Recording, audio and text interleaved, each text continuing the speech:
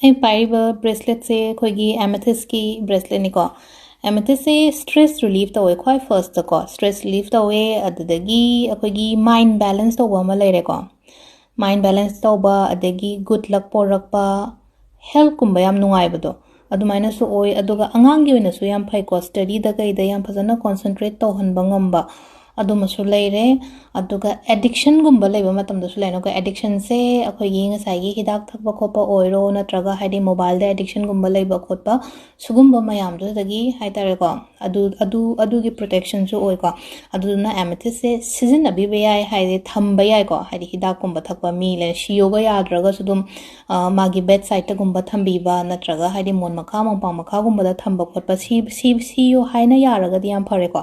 ado angang gi oina su khwaidagi best crystal ni ko amethyst se ado angang apikpa gi oina hadi pendant gi form da kai don mai shi be ko ado khatang khara chawraga na chahi tara ga something ka 9 thoi trom do ga hadi sugumba bracelet kumba sina bi be ko